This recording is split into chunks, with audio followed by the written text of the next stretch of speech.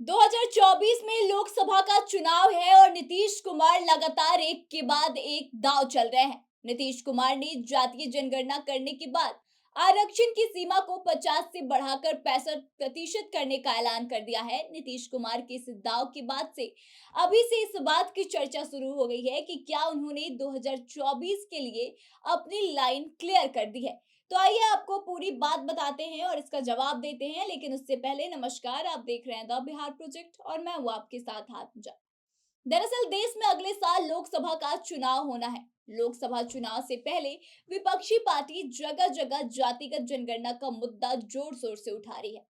केंद्र की सत्ता में आने पर पूरे देश में जातिगत गणना कराने के वादे तक किए जा रहे हैं। इन बातों के बीच इरादे को लेकर के भी सवाल खड़े होने लगे हैं कि ये जातिगत जनगणना तो हो जाएंगे, लेकिन उसके बाद क्या।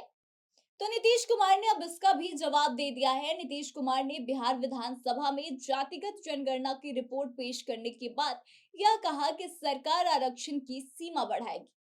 आरक्षण की सीमा जिस अनुपात में बढ़ाने की बात कही जा रही है, वह जातिगत जनगणना के आंकड़ों के अनुपात के ही आसपास दिखाई दे रही है। बिहार की जातीय जनगणना के आंकड़ों पर अगर आप एक बार नजर डालेंगे तो ओबीसी की आबादी 27 और ईबीसी की आबादी 36% है। जातिगत जनगणना के अनुसार अनुसूचित जाति की आबादी 19% और अनुसूचित जनजाति की आबादी 1.68% है। सामान्य वर्ग की संख्या 15% के आसपास है। अब बिहार सरकार ने विधानसभा में जातिगत, आर्थिक और सामाजिक सर्वे की रिपोर्ट रखने के बाद से ही उन सवालों पर भी विराम लगा दिया है कि अब जातिगत गणना के बाद क्या। दरअसल विपक्षी पार्टियों और कांग्रेस को बिहार में हुई जातिगत जनगणना का उदाहरण देते हुए देखा जाता है और कहा जाते हुए देखा जाता है कि सत्ता में आने के बाद पूरे देश में जाति जनगणना कराएंगी यह सरकार। कांग्रेस ने राजस्थान से लेकर मध्य प्रदेश और छत्तीसगढ़ तक इस बात की घोषणा कर दी है। हालांकि कांग्रेस के नेता भी आबादी के अनुपात में हिस्सेदारी की बात तो करते हैं, लेकिन यह नहीं बता पा रहे थे कि जातीय जनगणना के बाद उनका अगला कदम क्या होगा। ऐसे में अब नीतीश कुमार ने आरक्षण की सीमा बढ़ाने की बात कहकर यह क्लियर कर दिया है कि जातीय गणना के बाद अगला कदम क्या होगा। ऐसा कहा जा रहा है कि जातीय जनगणना के आंकड़े सामने आने के बाद ओबीसी ईबीसी में कोई भी उत्साह दिख नहीं रहा था। बीजेपी भी अति पिछड़ों के मुद्दे को हवा देकर नीतीश कुमार को कटघरे में खड़ा करने का काम कर रही थी।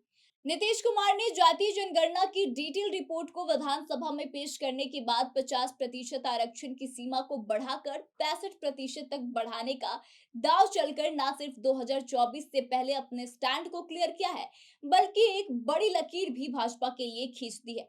अब अगर बिहार में आरक्षण की बात करें तो बिहार में अभी आर्थिक रूप से कमजोर वर्ग के लिए 10% आरक्षण को छोड़ दे तो 50% आरक्षण की व्यवस्था है।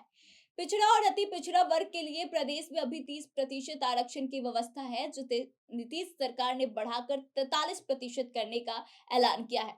इन वर्गों की आबादी 63% है। इस तरह 19% वाले अनुसूचित जाति के लिए आरक्षण 16 से बढ़कर 20 करने की बात कही गई है और करीब 1.5% आबादी वाले अनुसूचित जनजाति के लिए इसे 1 से बढ़ाकर 2% करने का ऐलान किया गया है। जातीय जनगणना में जातियों की आबादी से जुड़े आंकड़े जारी किए जाने के बाद से ही जितनी संख्या भारी उतनी हिस्सेदारी की मांग जोर पकड़ रही थी। अब नीतीश कुमार ने जातीय जनगणना को झुंझुना बताने वाले बीजेपी को भी इसमें फंसा दिया है और शायद यही वजह है कि नीतीश सरकार के इस दाव को लेकर के सम्राट चौधरी ने अपने स्टैंड को क्लियर कर दिया है और उन्होंने प्रतिक्रिया देते हुए कहा है कि नीतीश सरकार की तरफ से जो आरक्षण के दायरे को बढ़ाया जा रहा है उसमें भाजपा उनका समर्थन देगी।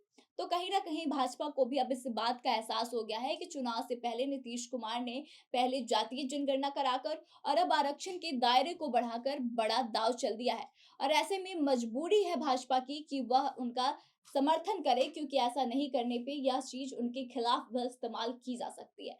तो आपको नीतीश कुमार का यह फैसला कैसा लगा? आप अपने विचारों को बताएं। वीडियो अच्छी लगी हो तो शेयर करें और आगे की तमाम खबरों के लिए बने रहे हमारे साथ। देखते रहे द बिहार प्रोजेक्ट।